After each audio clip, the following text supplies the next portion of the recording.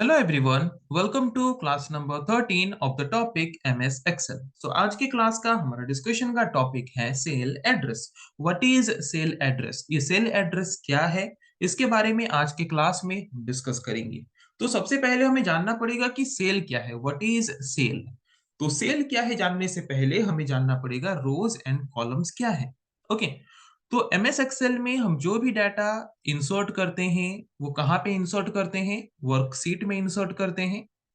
तो हम जब भी एक एमएस एक्सेल फाइल बनाते हैं तो वो एक्सेल फाइल जो होता है वो क्या होता है? वर्कबुक होता है.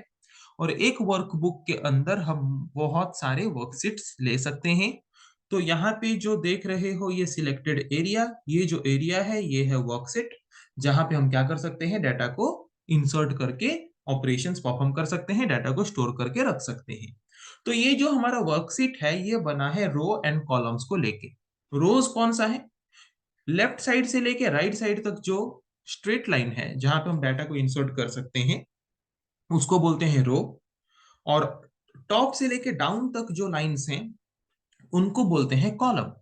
तो रो का नाम यहाँ पे जैसे कि दिया गया है, देखो 1 2 3, ये रोज के नेम है. वैसे ही A B C ये कॉलम्स के नेम है. तो रो एंड कॉलम क्या है पता चला.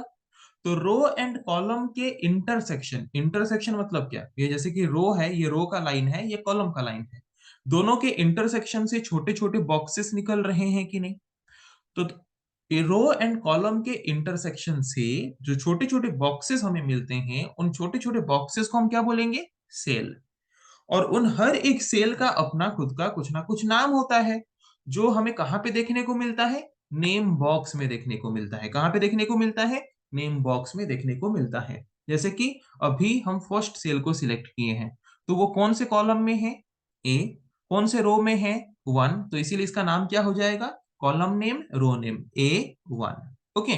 तो ये जो हर एक सेल का अपना नाम होता है यही होता है सेल का एड्रेस, जिसको हम सेल रेफरेंस भी बोलते हैं. ओके. यही होता है सेल का एड्रेस या फिर सेल का रेफरेंस. वैसे ही अभी कोई दूसरा सेल का एड्रेस अगर मैं पूछूं, जैसे कि अभी मैंने जिस सेल को सिलेक्ट किया है उसका एड्रेस क्या है बताओ. जैसे कि वो कौन से कॉलम में है? कॉलम बी में है. ओके. कौन से रो में है? रो 3 में है. तो इसके इसके लिए उसका नाम क्या हो जाएगा? B3. अभी जिस सेल में है उसका एड्रेस क्या है या फिर उसका नाम क्या है? सेल का नेम जो है सेल का एड्रेस वही है. जैसे कि कॉलम ए में है, रो 5 में है, इसीलिए उस सेल का एड्रेस या फिर सेल का नेम क्या हो गया? A5.